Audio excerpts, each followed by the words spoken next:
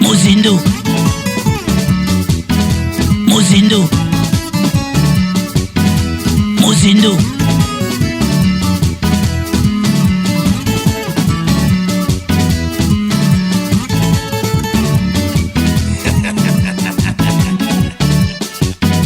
Mozindo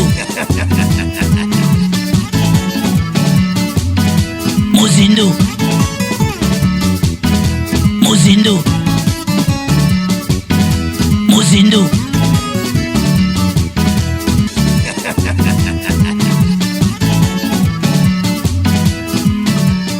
Magazine Mozindo ya mokola lelo et bandi. Merci pour la confiance et fidélité na bino. Oyo bopesa pour la kolandaka toujours magazine Mozindo ya lelo. Oyo ngai bino simuleka na tondisa mina esengo. Makasi ya ko présenter mokolo ya lelo. Tika ete topesa toujours ba bonne fête na basi nyonso ya Congo pour moi oyo eza ya biso. Mozindo Mama na bagare salamaki kuna na ministère ya EPST tango ba professeur bakendaki ko réclamer salaire na bango. Mozindo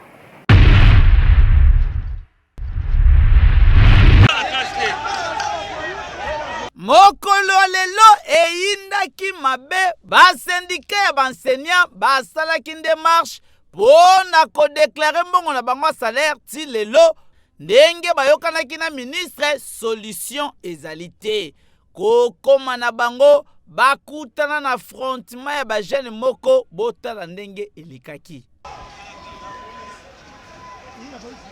La police est tirée.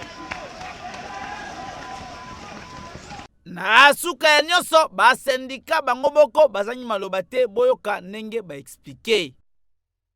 Bokende na kofuta bino décembre na janvier bokozonga na nini na bino salaire na bino na promettre bino ata salaire na bino na kata yango na kozongisa ba salaire na bino 5 mois na kofuta yango. Maintenant toujours déjà décembre janvier février toye ko réclamer 5 mois ezomona na te 5 mois na biso eke wapi toye koma awa zoka nde atie bato ya IDPS bako agresser biso ko beta bana classe ba moni ba déclarer comment beaucoup de ça bana classe bana côté la biso balbino bana classe moko azali na justice moko avandwa na justice akoye vani ba betier ba agresser comme ça balali kuna et pas ministère ba bengani biso net bambua tozobwakela kaka mbela epai ya tata ministre en tout cas lukola na dossier ya bandeko banseignant po makambo boye esalama te. Tala na bana klasi ndenge nini babandai kosala me mitula mwisi ya zaza po mbutu ezalaki mupanzo yo makambo kitoko te ata muke. Mozindo Président ya Seni Denis Kadima asangisaki ba jeune ya protestant pona makambo etali élection 2023. Esalamaki mokolo ya jeudi président ya Seni Denis Kadima asangisaki ba jeune nyonso ya église protestant oyo babengi SCC toujours na cadre ya komotiver bango pe koloba ete élection 2023 eza kaka te pona Seni kasi ba jeune pe il faut ba travailler. Boye balisusu Denis Kadima asengaki na ba jeune nyonso bazala bien formé pour ete maponami ya 2023 eleka na kimia 100% information Mozindo toujours. Na cadre toujours ya mois de la femme magazine Mozindo akutanaki na ndeko mwasi moko azokumba mituka ya minene ya masanga. Mozindo toujours na cadre ya mois de la femme magazine Mozindo ya mokolo lelo ekutanaki bongo na ndeko ya mwasi oyo azali nde chauffeur na bras Congo kombo na ye Shela amemaka nde ba grand car ya poids lourd ndeti kaka mibali yoka kisela na nzela.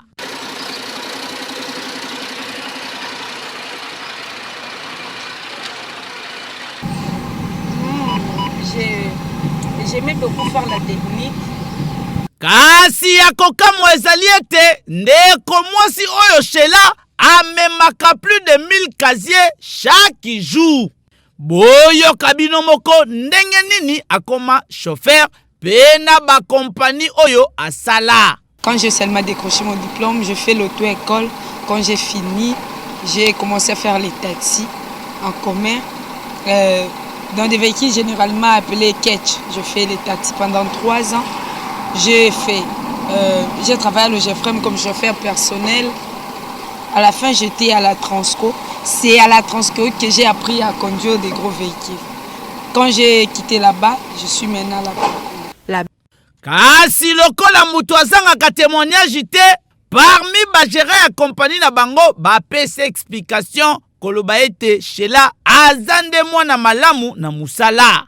En tout cas, azana boto simakasi. Ngande nazana ya boye. Azuaka nga penza ke o papa nanga, respect du boso yango wana. Mutu moko te ya mankaka. Mutu to mi santaka l'aise ne se ne biso musala parce que ce qui peut être c'est que non maman, madame to sala boye. Okomona a proposé pe dikaniso azaki na ngope, tu étudies ensemble aller. To yokani to sadi oyo ezali pona biso, pona avantage na biso. En tout cas, impolitesse comme tel des athées. Et puis et tamboli na yendenga zo tambisa mutuka biso to umedi na musalo oyo ya na musalo sika. Mais biso to yebaka ba chauffeur ndemba zo tambola. Maîtrise makasi na mabulu surtout. Esuki wana te alobi akata kapongi na ye 4h akomi na bras Congo na 6h nde abandi ba course ya kokende kotika masanga na Lingwala pe bisika oyo asala kande course. Je me réveille généralement à 4h et j'arrive à la bras Congo souvent 5h juste 5h20. Je rentre à la maison souvent à 20h, 19h, des fois même à 22h. Tosimba pe toyeba ete ndeko mwasi na kombo ya Sheila azali nde 7e na libota ya wibana oyo wapi babotama seti basi na mobali kaka moko. Kote ya âge ndeko Sheila azali kaka na 25 ans pe abota mwana moko. Ah oui, ba mama bomoni ndeko mwasi oyo mituka ya kafumba kata azali komema pe kotambusa pona kozwa quelque chose esunga ye. Yo kaka musana yo vandaka na coin avenue oche mayo sokoli oche poudre belé ndeko mobale kate ya pianga ya kabelanga. Omoni moninga ayekola métier na ye ta lelo oyo ezopesa ye mbongo. Ba mama o bosalaka eloko te, en tout cas tangu yango na encourager bino bosala quelque chose po kokanga maboko okoma sopeka ya kitoko te atamuke. Ndeko Sheila umela na musana yo ozosala fierité ya bandeko ya basi boyende. Ozindo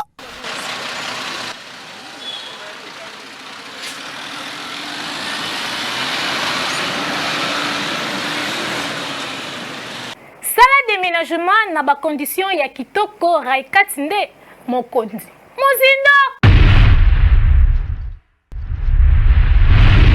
lelo na mosungi malamu yo mokonzi ya déménagement na Congo yeyo Raikat nde leader ndeko ya Congo yoka olingi olongwa na funa okoma na changu tope na mwamba okende lukunga mitungisi esilio kompani ya déménagement ya sécurité bona kobatela biloko na bino nyonso tu télévision sani ya mbele fourte congélateur machine ya lave pe biloko nyonso tu ekobatela mande kitoko bokanisi esili te bato ya babiro mituka ya minene oyo eza mpo na bino peo bameble na bino nyonso tu ya biro kontakte kaka Raikat akosalela bino musala bokozala jamais déçu. Raikat aponi place te ata na ntokumuka akomaka na ye.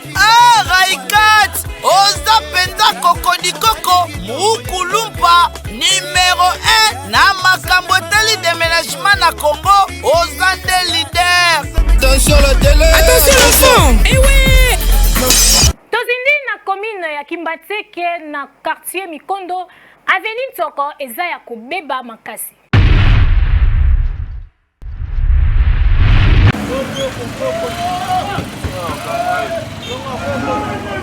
Awa tozali na commune ya Kimbantseke na Avenue Nzoko na quartier Mikondo oyo ekenda sango. Avenue oyo ezalaka ndezelo na tango ya kala kasi tango bakonzi bazaki initiative ya koloba ete basala penza makadam esunga bana miko bosi nyonso tu baleka na kimia. Kasi basala yango eza na esika esuka ebongo koto babwaka mabanga ekreya mabulu esali ete bandeko bazo souffrir tongo midi pokwa et surtout soki mbula ebeti awa otambola penza malamu te. Tango bamoni kamera ya magazine Mozindo bazo mitunaka ba question yango opération 03 ekenda wapi o eyaka motuna. Ozindo papa tonio kwami bazofinga bakonja mboko balobi eske baomona nzela te badepute toza président toza awa toza na bosa kabini mbangu tobenga nzela bosa mikondo nzela oyo banda fati akoti pouvoir atika boye kabila atika yango boye fati mpe alingi atika yango kaka boye tozolela tozopambana bapine ezotoboka souffrance mutu akobongisa nzela oyo tokovote 100%. eloko bakokosalaka oyo ezalaka no intérêt général ezaka no kobongisela population nzela. Awa biso toza na problème ya banzela eza te yo moko moni okiti sur le terrain ozomona ndenge nini bakambi ezotatabana. eloko mutu asala biso ezali papa mboko sonde aya kobwaka mabanga awa mais tozaka na bacomplication so mbula ebeti awa do moyen te. Ah oui, tokobwakela mbela epai ya gouverneur de la ville de Kinshasa Papa Ngobila bolukela bandeko ya Mikondo solution. En tout cas eta tokuteli nzela esunga te ezosala ete bandeko bako bakaka koyima tango nyonso tu soki bosali quelque chose esala bango kitoko wapi po makambo tokote Ozindo. Tozindi na komini ya Kalamu nzela ya Kimwenza eza ya kobeba Mozindo.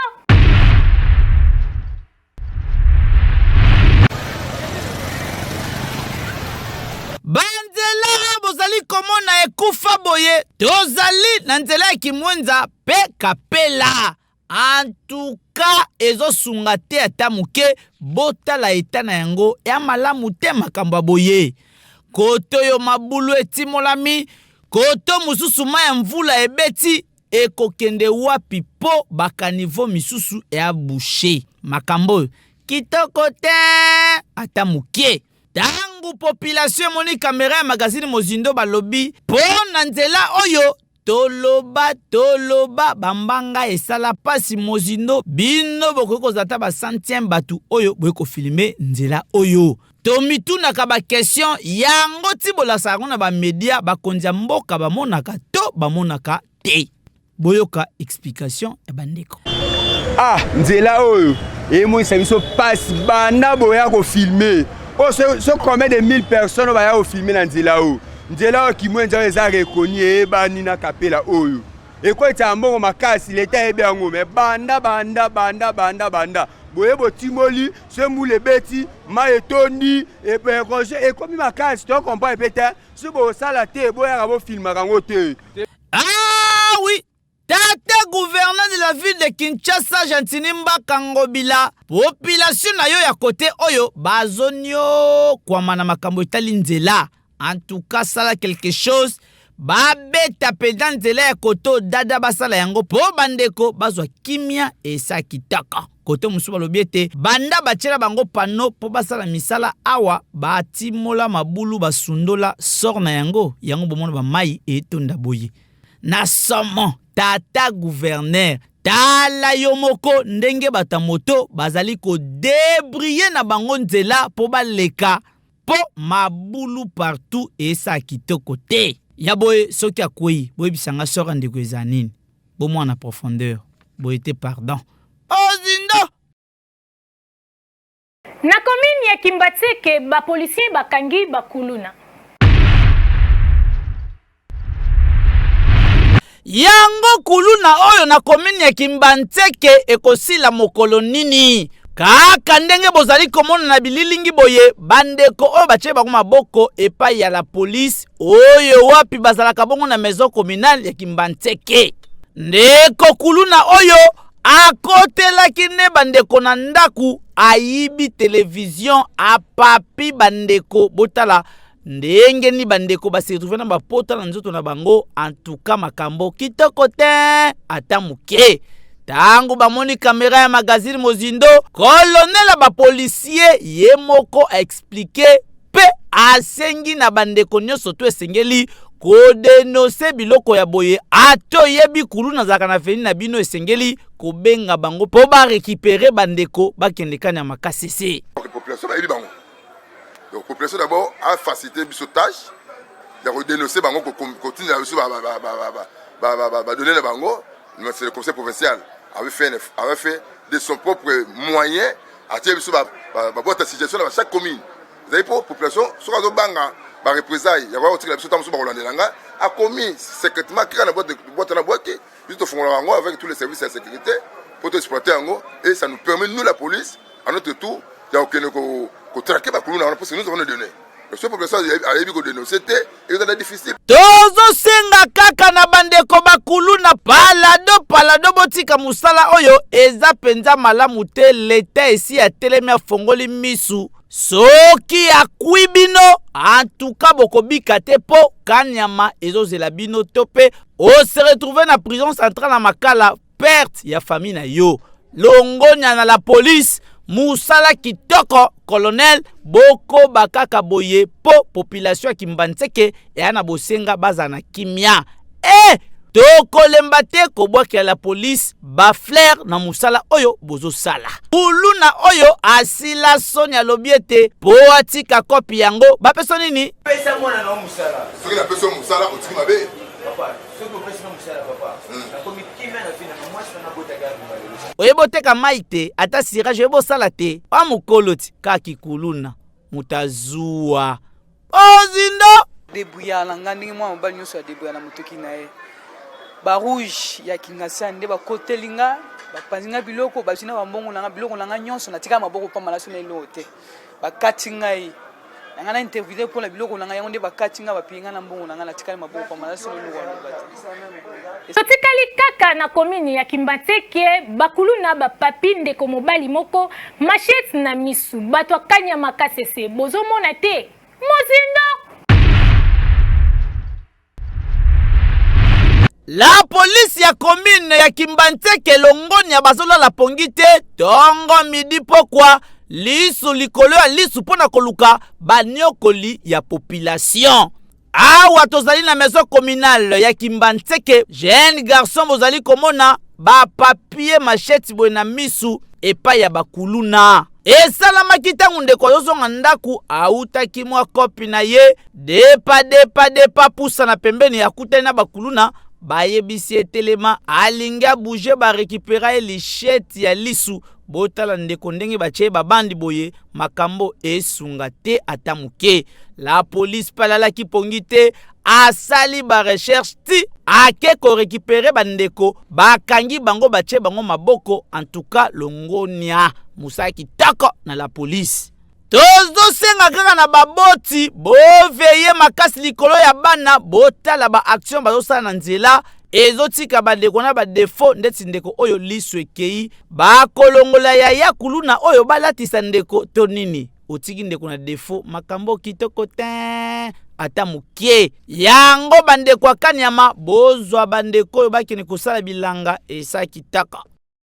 Docteur Abakouk azobikisa maladie ya ndenge na ndenge bosala ye confiance Mozindo.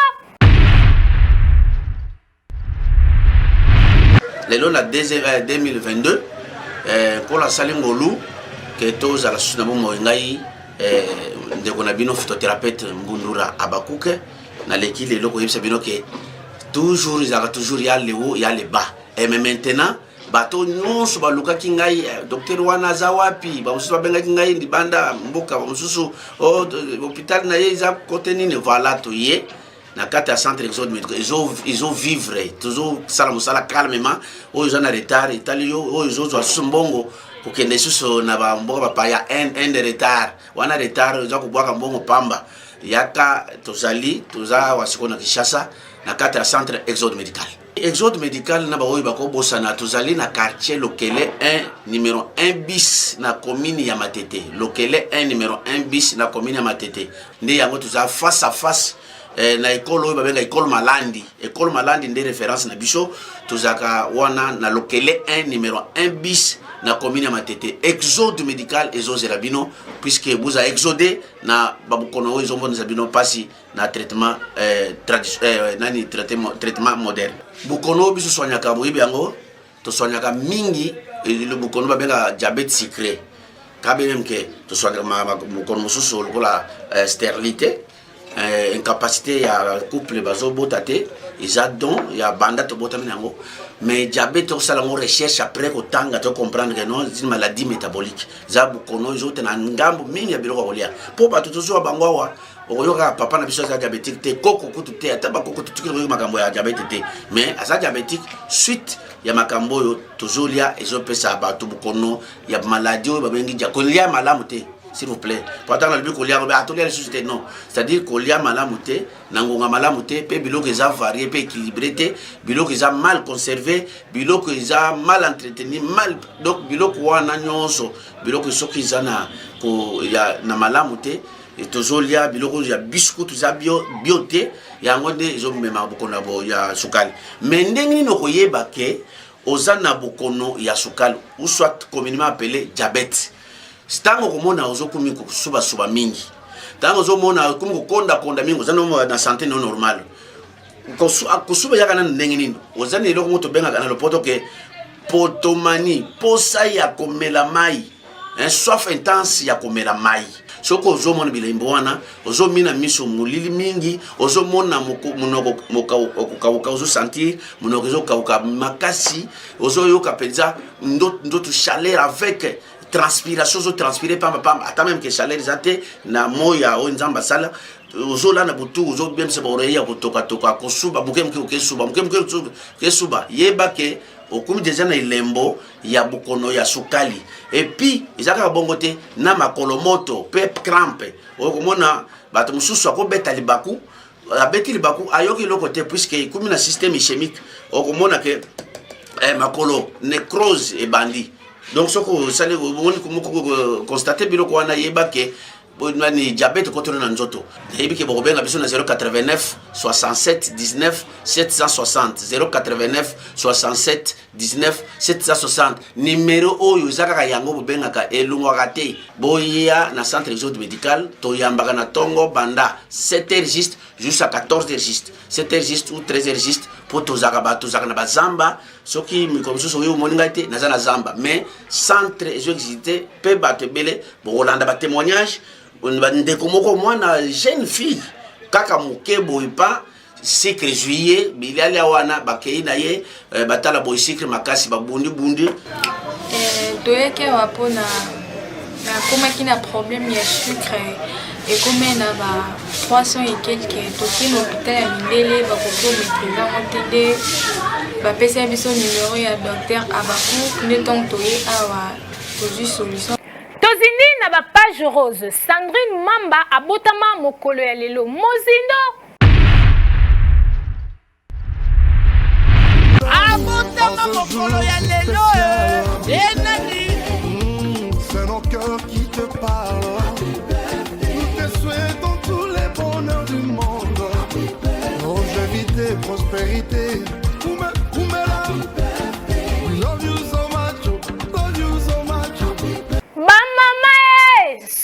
na beleli bino boye elakisi ete tokomi na suka ya basango na biso ya mokolo ya lelo kasi boyeba ete mwasi eza kaka bote te bongo esengeli pe esala mozindo magazine mozindo epesi bino opportunité ya kolanda yango na nzela ya bareseau sociaux lokola Facebook to pe YouTube na telefone na tablette pe na ordinateur na yo na page Facebook okozwa ba information nyonso oyo ezo concerne magazine mozindo pe actualité politique socio-économique. Il suffit kaka okota na Facebook na yo okoma magazine Mozindo officiel nde okomona page na biso ekoapparaître. Kasi soki orataki kotala biso na nzela ya télévision okoki pe kolanda to pe kozwa ba information na chaîne YouTube. Okoti na application YouTube okomi Mozindo magazine officiel nde kuna okokuta ba video ya ba édition na biso nyonso. Tango okoti kobosana te ko like to pe ko s'abonner na chaîne YouTube na biso. Kobosana pe te ko fina cloche po signaler yo édition ya magazine Mozindo ya sika ekoti. To sengi bo s'abonner massivement Mozindo.